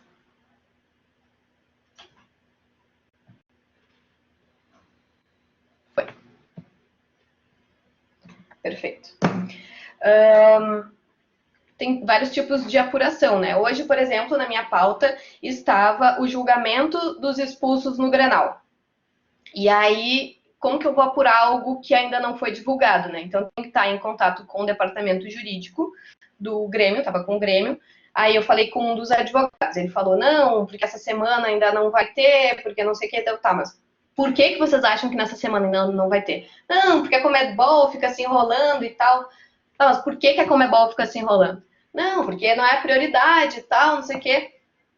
Eu, tá, mas com base no que essa expectativa de vocês que seja só na próxima semana? Ah, não, porque a gente fez uma conferência e aí os auditores ainda vão se reunir numa próxima reunião para definir. Eu, tá, beleza. Então, a notícia é a conferência que vai definir o resultado do julgamento do Grenal ainda não aconteceu, embora a audiência já tenha acontecido. Então, ok, essa apuração aconteceu fazendo uma ligação. Mas tem outras, por exemplo, foi a que eu citei do coronavírus, lá da matéria que eu fiz, que ficou pronta e eu não pude apurar, que foi quando a apuração chegou no limite, que eu não consegui falar com nenhum familiar da pessoa que morreu. O que é meio, não óbvio, mas assim, compreensível que aconteça, né? Porque as pessoas que têm algum familiar, e era o caso desse senhor que morreu, que tinha um núcleo familiar muito pequeno, essas pessoas acabam ficando envolvidas emocionalmente, psicologicamente, mas burocraticamente também com a morte de uma pessoa. Então, imagina ter um repórter que fica ligando o dia inteiro, sabe? E esse trabalho, assim, que a gente tem que desenvolver até uma certa sensibilidade para desempenhar, ele é bem complicado e, às vezes, a apuração te impõe um limite que... Paciência. Eu tenho o nome da pessoa, eu tenho a história dela, eu tenho onde ela mora, eu tenho aspas de pessoas próximas e essa matéria não pode ir para a rua porque eu não tenho autorização da família. Então, esse é um exemplo recente de que a minha apuração chegou num limite. Eu não tinha controle sobre esse limite, assim. Mas, em outras situações, assim... no dia do Grenal, não o da Libertadores, o do Gauchão, que foi quando o Moledo saiu do time e o Bruno Fux foi confirmado. Eu apurei essa informação com alguém que não tinha como não ser verdade. E aí, o meu lado repórter fica assim, o meu lado conservador, né? Renata, calma, Não se divulga matéria antes de ouvir mais de uma fonte. Não acredita numa fonte só, Renata. Eu, ai, meu Deus do céu, cara, mas não tem como. Ai, ai, ai, ai. E o rádio te dá uma coceirinha, assim, no dedo, que é o de abrir o microfone e dizer informação. E aí tu para o que está acontecendo no programa inteiro. Ó, Renata de Medeiros, direto da concentração do Inter, tem informação importante daí, Renata? Imagina, tu já te imagina dando um furo no dia do Grenal, o jogo mais importante do ano até então, e o teu nome está dizendo, e tu descobre um negócio muito importante. Mas eu não dou nada no ar antes de checar 2 vezes. Por mais confiável que seja, mesmo que tivesse sido o Kudê que me falasse, eu acho que eu não daria no ar. E eu apurei com 2 pessoas, e é muito difícil apurar informação de time, porque ninguém quer abrir. E muitas vezes as pessoas dizem, não, mas a gente vai saber só na palestra. A palestra é 15 minutos antes de sair do hotel, assim. Então foi muito complicado, mas eu não me deixo seduzir pelo momento, assim, de dar informação. Ou então, tipo assim, olha, nos bastidores cresce uma informação aqui da possibilidade do Bruno Fux roubar o lugar do Moledo no time. Não, também não gosto de dizer isso. Então, eu só dou informação de bastidor, por exemplo, como aconteceu no sábado. Sábado eu liguei para um diretor do Inter, ele disse, olha só, a gente está puto com a CBF, porque a CBF lavou as mãos, disse para os clubes se virarem, não fez nada. A CBF é uma entidade enorme, podia dar, como é que ele falou, garantias financeiras para os bancos para conseguir empréstimos para os clubes, que os clubes vão pagar isso futuramente, mas a CBF não está se mexendo para isso. Eu digo, tá, mas isso é uma insatisfação tua ou da direção? Não, é uma insatisfação institucional, só que a gente não pode tornar isso público porque a gente está na alçada da Federação Gaúcha de Futebol. Se a federação não encabeçar esse movimento, a gente não vai ter respaldo. Então, bom, eu tenho informação de que uma coisa é institucional, de que ela existe, de que há uma cobrança e de que ela não pode ser tornada pública por uma questão hierárquica. Então, há uma informação de que o Inter está insatisfeito com a CBF, mas não pode encabeçar nenhum movimento antes de a Federação Gaúcha se posicionar. Aí, ok dizer bastidor. Do contrário, Chico, 2 fontes, no mínimo dos mínimos. Informação. E matéria de jornal sem 4 fontes, eu nem foto, nem mando. É isso. Renata, Qual era a outra? eu estou recuperando aqui 2 perguntas, tá? Que é a questão da base de dados que tu usa para ter informações de time, como tu guarda. Né? E uma que o Luca fez e a gente se esqueceu ali de responder, e eu te perguntar de novo, qual o estádio com o melhor ambiente, tá? Tá. E o Ângelo, a última pergunta, como a Natália não perguntou ali no texto, eu vou trazer uma pergunta do Ângelo aqui para encerrar, que é, deixa eu só abrir aqui a pergunta dele. Renata, no final do curso, você chegou a ter algum receio de não ter espaço na área de jornalismo? Como foi esse final de graduação em relação à tua futura carreira? Essa é uma preocupação de muitos alunos aqui, e da Uniriter a questão da empregabilidade. Então, a nossa formação é muito voltada para essa aproximação com o mercado, trazendo pessoas aqui, tentando levar os nossos alunos para o mercado. Como foi esse momento de final de curso? Tá? E a Natália apareceu para perguntar. Tá, Natália, pergunta, eu vou responder mais a do Pietro e a da Natália, e aí a gente encerra, porque a Renata tem que voltar ao trabalho, tá? Vai respondendo essas 2 perguntas, Renata. É muito repórter aqui é Lida Reporteira. Gostamos. Sobre o que eu utilizo para os dados, tá? Dos campeonatos. Eu faço uma planilha do Excel, que conservadora, né? Então eu tenho que ter os meus dados, porque eu acho que tem muita pauta de número. Quer dizer, os números podem nos render pautas humanas. Eu odeio pauta de número. Então, eu gosto das histórias que os números podem nos contar. Então, eu sempre utilizo o Excel para coisas assim. Renata está em isolamento, vamos conversar. Por mim, ficamos até às 10 da noite. E daí, o que eu faço, tá? Eu, como repórter conservadora, anoto tudo. Aqui está o exemplo do Vasco e Flamengo, 4-4, ano passado, que eu fiz a reportagem para a Rádio Gaúcha, tá? Então, tipo, não sei se dá para ver ali, ó. Vasco, 4-4-3, daí Fernando Miguel tinha 24 jogos na temporada, o Henrique tinha 22, o Werley tinha 7, o Iago Pikachu tinha 31 e 3 gols, que daí eu boto com canetinhas de cores diferentes para saber o que é jogos e o que é gols do cara. Então, enfim, são números que eu separo para lida diária, assim, mas para pautas mais profundas eu tenho planilhas em que eu vou anotando as coisas. E no futebol eu acho que não tem essa dificuldade, porque vários sites trazem coisas com muitos detalhes, né? Tipo, o Footstats, o Gol, o Transfer Market. Então, tem essa abundância de dados. Só que tu tem que saber o que fazer com eles, né? Pra conseguir tirar alguma pauta daquilo tudo. Sobre a atmosfera dos estádios. Eu sempre planejo as minhas férias de acordo com os estádios que eu posso visitar. Então, eu conheço alguns estádios no Brasil e no mundo, e o melhor de todos que eu já fui assim de jogo foi o do Raio Vallecano, que é dessa camiseta aqui que eu tô, porque região de Madrid, que é considerado o berço da esquerda. Então, são considerados anarquistas. Eles são contra a Federação Espanhola, são contra o Rei da Espanha, são contra a Liga de Clubes, contra a Liga de Árbitros, são contra qualquer organização. Então, é uma torcida que fica gritando contra tudo e contra todos o jogo inteiro. Então, essa atmosfera foi muito legal, assim, é um campo bem simples, muito de clube de bairro, assim, e ver isso na Europa, como a gente vê nos clubes mais latinos, é muito legal.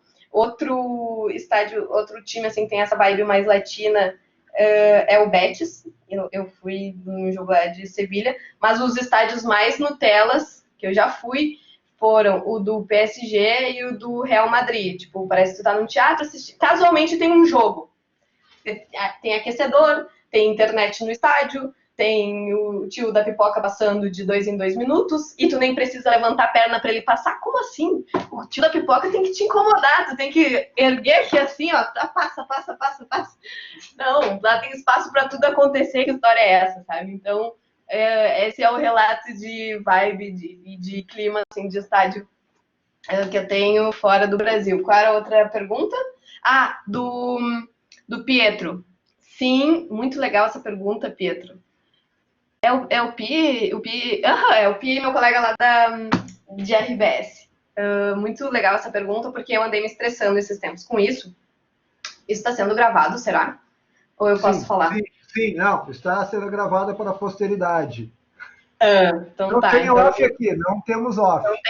Não tem off. Então tá, vamos lá. Renata de Medeiros, em 10 de dezembro de 2019, noticiou o Thiago Neves no Grêmio. Romildo Bolza Júnior, em 10 de dezembro de 2019, disse que a repórter que noticiou isso deveria pedir desculpas ao torcedor gremista, porque jamais um ex-jogador desses vestiria a camiseta do Grêmio. Um mês depois, o que aconteceu, todos nós sabemos. E assim, durante esse mês, eu fui execrada pela torcida do Grêmio, dizendo que eu queria botar um ex-jogador, como se o jornalista tivesse esse poder, né? Quero botar um ex-jogador a jogar no Grêmio, quer criar intriga entre a torcida e o clube, porque imagina, o clube como o Grêmio jamais cogitaria o Thiago Neves, é eu que estou querendo fazer. Aí, um mês depois aconteceu, e eu sou treteira. Então, não sei se eu posso dar essa dica para os nossos alunos que estão na faculdade, né? Mas eu sou treteira, eu vou cobrar, do sentido de, olha só, se tu não quer responder, tu me diz que não pode responder. Não que é mentira. Não mente, começando por aí. Aí, a resposta que eu ouvi de um dos dirigentes, porque eu fui atrás de três, né, para confirmar a informação. Naquela oportunidade, os 3 disseram que era mentira, enfim, mas eu tinha confirmado com outras 2 fontes que havia o interesse. Na matéria eu botei o interesse do Grêmio, disse que o Grêmio negava o interesse, mas eu tinha elementos suficientes para dizer que o Grêmio estava interessado por causa do relato das outras fontes que eu tinha ligados ao jogador e ao Cruzeiro. E aí eu fui cobrar os dirigentes do Grêmio que tinham dito que era mentira, e aí a resposta que eu ouvi foi, não, é que a gente tem que responder para 6 milhões de pessoas, que é o número de gremistas do Rio Grande do Sul, né? Eu disse, bom, eu tenho que responder para 12 milhões, porque eu respondo para gremistas e colorados, e para 100 mil ouvintes por minuto. Então, de responsabilidade, eu entendo. Não diz que eu menti quando eu não estou mentindo, porque eu nunca vou levar uma informação para o ar sem ter apurado ela. Pode dizer que não pode responder, ou que não fala de negócio antes da concretização, mas botar o público contra a imprensa, para mim, é desonestidade. Então, foi essa resposta que eu dei pro dirigente do Grêmio, que desde então não fala mais comigo, não atende mais meus pedidos, mas são ossos do ofício, assim. Não deixei de ter informações do Grêmio, porque eu ainda tenho outras fontes, só que são desgastes que a gente passa, acho que principalmente por ser jovem, assim. Tem muito dirigente que, quando sou eu que pergunta, fala uma coisa. Quando é o André Silva que pergunta, fala outra. Porque, não, é o cara que está mais tempo aí, que sabe como funciona. Então, o fato de eu ser muito jovem, eu acho que acaba, às vezes, dando essa margem para a fonte não dar importância para a pergunta que está sendo feita. E quando o cara é mais velho, ele respeita mais, a fonte respeita mais. Então, acho que tem essa barreira, mais pela idade do que pelo gênero. O gênero, acho que só agrava essa situação. Por isso que eu me incomodo tanto quando eu vejo comentaristas muito jovens. Porque, calma, se até os repórteres estão passando por uma situação de descredibilidade, se é que essa palavra existe, imagina os comentaristas, porque o repórter vem com informação não se briga, já diria Farid Germano Filho, com informação não se briga, mas com opinião, sim, se pode brigar. Então, enfim, acho que são brigas que a gente compra no jornalismo e a gente tem que comprar, porque se a gente faz o trabalho de maneira que considera honesta e correta, as coisas vão ficar do nosso lado. Renata, uma questão ali que o Ângelo falou em relação a esse final de graduação, início de carreira, tá? Tu poderia sintetizar em 3 dicas, como é que é essa sensação e as dicas para encarar isso? E depois tem ali a Natália de Medeiros, quer dizer, Kerkoven, te perguntando sobre a questão dessa sensação de ser cidadã emérita de Porto Alegre, né, e de representar, eu acho que não só as mulheres no jornalismo, mas as mulheres na sua luta diária por reconhecimento, né, por espaço. Eu te deixo essas 2 perguntas aí. Qual era a primeira mesmo? A primeira em relação a como essa sensação que tu passou para a sensação de final de curso e trabalho, né? E qual é a dica que tu passa para esse pessoal? Tá, sobre as dicas, eu sempre já contei a história do meu primeiro trabalho, né, que foi pedindo uma informação, e então a primeira dica que eu dou é: sejam metidos, porque quando eu fui metida, e eu sou até hoje, mas quando eu fui metida pela primeira vez deu muito certo, eu consegui meu primeiro emprego na área que eu tanto sonhei em trabalhar. Então, além de ser metida, estejam onde vocês querem estar. Sempre jornalismo esportivo, então dá um jeito de dar contato com o jornalismo esportivo, fosse com o assunto em si, fosse com os jornalistas. Então, na própria faculdade, assim, saía alguma determinação do meio esportivo, vamos entrevistar jornalistas sobre isso. Então, era a forma que eu tinha de me aproximar dos caras, enfim, na época só tinha cara, dos caras que eu admirava, que faziam aquele trabalho que eu queria fazer, e estar em contato com o assunto. Então, eu não sei se as pessoas que a maioria assim, dos estudantes tem em mente um segmento, como eu tinha, que era o jornalismo esportivo, mas se vocês têm, estejam em contato, assim, não só com o jornalismo esportivo, mas com, seja o jornalismo político, saibam quem são as pessoas que escrevem sobre política no jornal. Acho que isso é muito importante, assim, acompanhem essas pessoas, porque eu gostava de jornalismo esportivo e eu tentava saber quem era o Leandro Bez, quem era o Alexandre Aliati, quem era enfim, Guerrinha, esse pessoal todo eu ouvia, então eu sabia quem tinha autoridade para falar sobre aquele assunto que eu um dia queria falar. Então, sei lá, quem gosta de política, saibam quem é Débora Cadematori, Rosiane de Oliveira, Juremir Machado, enfim, saibam quem são as pessoas que falam sobre aquilo que vocês querem falar um dia. Acho que isso é... eu botou ali política, coraçãozinho. Mas acho que isso é imprescindível, assim, para quem está na faculdade.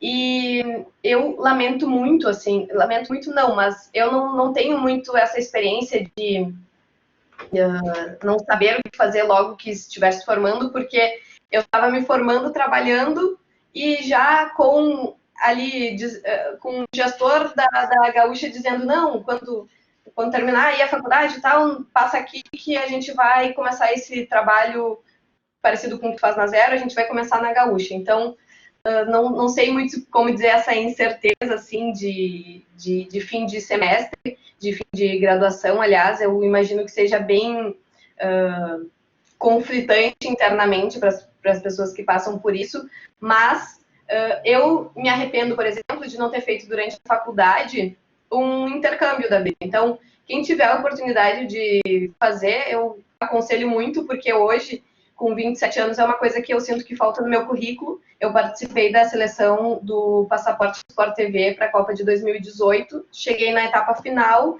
e eu era a única que não tinha feito intercâmbio. Então, eu acho que o fato de eu não ter sido selecionada está diretamente ligado a não ter tido essa experiência de morar fora, me virar sozinha, ter contato com outra cultura que os outros concorrentes tinham. Então, daqui a pouco tá terminando a faculdade e, enfim, pode fazer um intercâmbio, dá um tempo, volta, termina a faculdade com tempo, tenta outro estágio. Outra coisa também que eu sinto falta de não ter feito durante a faculdade é ter tido contato com comunicação corporativa. Por exemplo, eu sempre fui muito rata de redação, então sempre queria muito estar dentro da redação. E aí, no último semestre, que daí eu fiz meu TCC sobre isso, de tanto que eu me identifiquei com o assunto, eu tive contato com gestão de crise. E aí, a comunicação corporativa é massa também. Então, utilizem a faculdade para ter contato com o maior número de áreas possíveis, para saber do que vocês gostam, do que vocês não gostam. Daqui a pouco vocês se apaixonam por algo que vocês nem sabiam que existia. E aconteceu isso comigo, sabe? Eu pensei, por que no último semestre? Sabe? É quase como tu tá quase namorando uma pessoa, daí tu conhece outra muito legal, e aí tu pensa, nossa, por que eu não conhecia a outra pessoa antes? Foi o que aconteceu comigo. Tive contato com gerenciamento de crise muito tarde, assim, e aí eu queria trabalhar com gerenciamento de crise, comunicação corporativa, assessoria de imprensa, e eu, já tava com a minha vaga ali dentro da RBS mesmo, encaminhada, assim, sabe? Então, me arrependo de ter focado muito em uma coisa só desde o início e não ter me deixado mais aberta para conhecer outras coisas e outras áreas e outros formatos durante a faculdade. Então, aproveitem a faculdade para isso. Essas seriam as minhas dicas. E eu quero ver... O Luciano dá aula de assessoria, é isso? Deixa eu abrir o microfone aqui. Eu dou aula de gestão de crise, cultura organizacional, comunicação corporativa. É muito e assim, isso que tu falou, assim, ó, é bálsamo para os ouvidos, assim, dos alunos também. Alguns não entendem o quão importante, assim, ter esse contato com todas as áreas, né, as diferentes áreas. Muito legal tu ter passado esse teu conhecimento aí. E eu queria, assim, até porque o pessoal não fazer mais perguntas, te agradecer imensamente, assim, foi a repercussão aqui da aula tá demais. Muito obrigado pelo teu tempo. E assim, ó, nós vamos ter que te convidar de novo, depois que tudo isso passar, para uma aula presencial lá, de repente no semestre que vem, ou 2021, não sabemos. Pô, não estraga minha surpresa aqui, cara. Não estraga surpresa, É spoiler, ô, Chico? Spoiler. O pessoal adorou demais, então, e eu acho que como a gente tinha previsto, assim, a aula presencial, nós vamos esperar que tudo isso acabe aí. Eu acho que essa tua aula não só foi incrível pelo conhecimento que tu passou, mas por esse momento que a gente vive, né? Os nossos alunos, assim como a gente, estão ansiosos, a gente está, assim, vivendo um momento difícil, né? Todo mundo, assim, com as suas dificuldades de mercado, pessoais, né? E eu acho que foi uma experiência incrível aí que tu proporcionou para todo mundo. Eu agradeço o convite, eu adoro falar, né, como dá para perceber, mas eu gosto muito de falar com o pessoal de faculdade, assim, porque eu me considero muito dessa geração ainda, e acho que tem uma geração acima da nossa que se considera, tipo, dona do jornalismo. E a gente tem coisas a agregar, tem coisas a acrescentar dentro do jornalismo, tem um modo diferente de comunicar que eu acho super válido, sabe? Então, se a gente conseguir beber um pouquinho da experiência de quem veio antes da gente, trazer coisas propositivas, a gente consegue dialogar melhor com a sociedade e a gente, num momento assim, ver o quão importante é o diálogo, né? Porque as pessoas não conversam mais, as pessoas só tentam impor as suas verdades e não aceitam o que as outras falam. Então, acho que esse movimento é muito importante. Também dentro do isolamento, né? Top a gente conseguir trocar essa palavra, esse papo, porque tá todo mundo com necessidade de falar. E sobre gestão de crise, tá? Bastidor, eu tive assessoria de imprensa no segundo ou no terceiro semestre, bem na época que eu estava dentro da redação. Então, eu odiava assessor de imprensa. Eu não gosto até hoje, tá? Mas eu odiava assessor de imprensa. Eu achava, não, mas assessor de imprensa não tem que fazer jornalismo. Porque assessor de imprensa é contra a imprensa. O que esses caras que são jornalistas estão querendo trair no movimento, entendeu? E aí, no último semestre, eu tive contato com a gestão de crise. No penúltimo semestre, aliás. E o meu projeto de TCC era sobre as diferenças das coberturas locais e internacionais da tragédia da Boate Kiss, porque eu me formei em 2014, a tragédia da Boate Kiss foi em 2013, eu estava na redação naquele tempo, Chico, e eu via como a gente tratava, vocês no caso, né, do jornalismo, tratavam o tema com uma sensibilidade absurda, porque aquilo teve um impacto emocional muito grande no Rio Grande do Sul, e aí, nacionalmente, internacionalmente, era uma abordagem totalmente diferente, com uma exposição de corpos, de coisas absurdas, assim, que a sociedade gaúcha se sentia exposta, assim, ou tipo, enfim, era desconfortável para mim ver a forma como a imprensa nacional e internacional tratava uma tragédia que para nós parecia tão humana e sensível, assim. Então, todo o meu projeto era sobre tragédia na Boate Kiss. E aí eu tive a maldita cadeira chamada Gerenciamento de Crise. E eu pensei, meu Deus, eu tô amando isso, como é que eu faço agora? E aí, um semestre antes de eu me formar, eu botei fora todo o meu TCC e comecei do zero outro sobre gerenciamento de crise do Corinthians, no caso das mortes dos operários nas obras do Itaquerão durante a Copa. Então, foi algo de tipo assim, eu apresentei meu TCC em dezembro sobre algo que tinha acontecido em junho. Foi insano. Não façam isso, pessoal. Não façam isso de trocar o assunto do TCC, porque certamente na Ritter o cronograma lá, não sei como é que fala, a ordem das cadeiras, certamente vai colocar vocês em contato com o gerenciamento de crise antes do penúltimo semestre. Mas eu me apaixonei pelo assunto e eu já estava com o TCC quase pronto e mesmo assim botei abaixo tudo que eu tinha escrito, comecei do zero e não me arrependo, porque foi quando eu percebi que pessoas da comunicação corporativa fazem, sim, jornalismo. E hoje em dia eu dou uma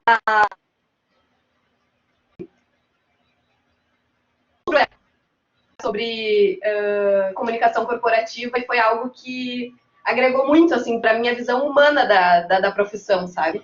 Então, essa é a mensagem que eu digo, o que eu deixo sobre gerenciamento de crise. É muito massa, eu mando meu TCC para quem quiser ler, porque tem cópia envolvida, né? Sim. Mas foi muito legal.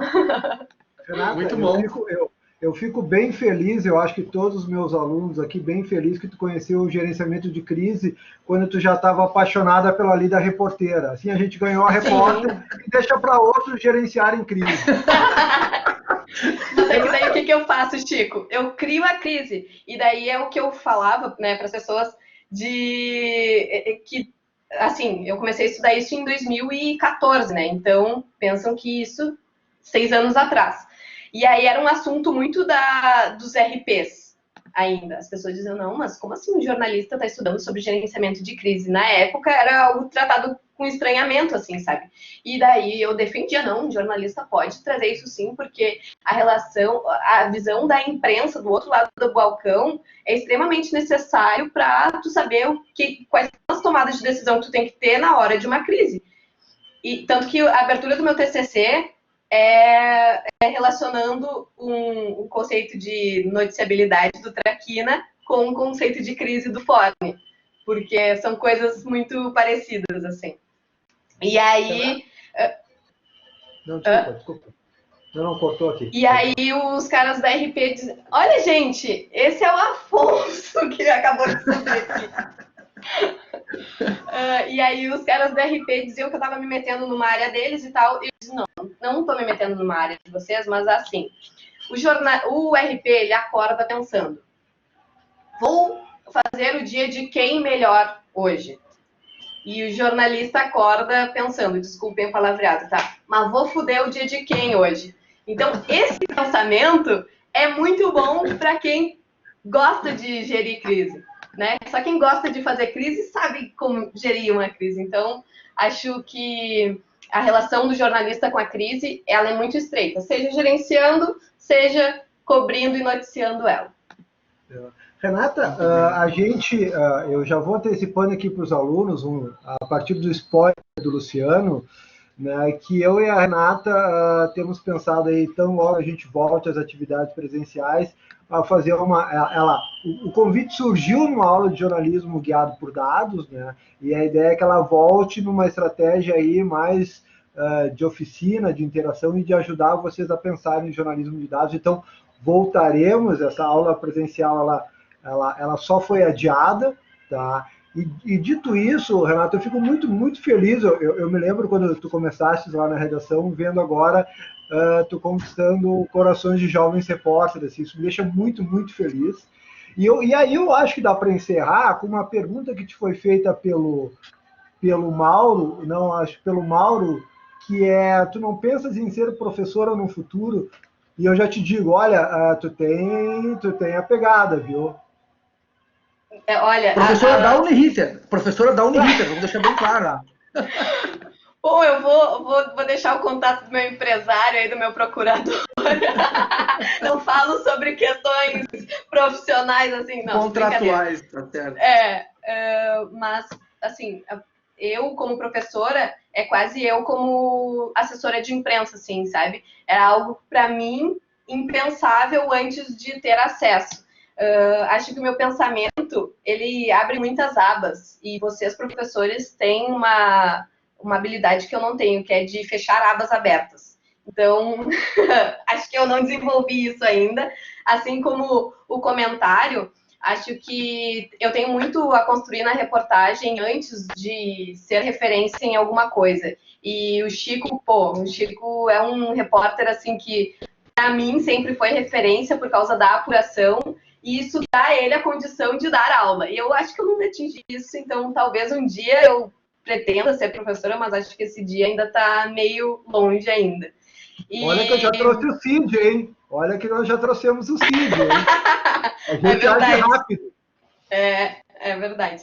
Mas, assim, sobre jovens jornalistas, né? Uma coisa que eu sempre digo que é o brilho no olho. Eu penso em jornalismo, meu olho ainda brilha. E por apuração é assim. Eu amo escrever, eu amo reportar. Eu penso que o jornalismo está em fazer diferença na vida das pessoas, seja por uma informação que tu dá, seja por um lugar que tu ocupa, seja por um relato que tu descreve. Então, tu tem muitas maneiras de mudar a vida de uma ou mais pessoas, e o jornalismo é uma delas. Então, enquanto a gente tiver esse brilho no olho, eu acho que a nossa profissão está a salvo. Então, por isso que eu gosto tanto de conversar com o pessoal da faculdade, porque eu me identifico muito ainda com o brilho no olho que eu tinha durante a faculdade, e acho o máximo que ainda existam pessoas assim, porque dentro da redação, às vezes o pessoal cansa, né, Chico, de putz, mais um dia, enfim, a prática diária é algo que desgasta, mas, enfim, eu acho que o brilho no olho ainda salva a nossa profissão. Enquanto eu o tiver, vai ser uma honra compartilhar com vocês. Então tá, Renata, mais uma vez muito obrigado, valeu. O pessoal aí tem que voltar para as aulas, né? Porque somente a turma do Chico tinha aula hoje, o resto do pessoal tá aqui matando aula de algum professor aqui. E valeu, tu também tem que voltar, eu acho, para as atividades na rádio ali. Então te agradecemos, vai ter novo convite, com certeza, presencial, quando tudo isso passar. E é isso aí, muito obrigado, até a próxima. Tá, eu só preciso de 1 minuto. Primeiro, para fazer uma foto para Ana, para a capa da matéria da Fax. Ana, eu não tô com roupa para isso, mas é assim? Todo mundo bem sériozinho, com cara de credibilidade, tá? E outra coisa, 1 minuto.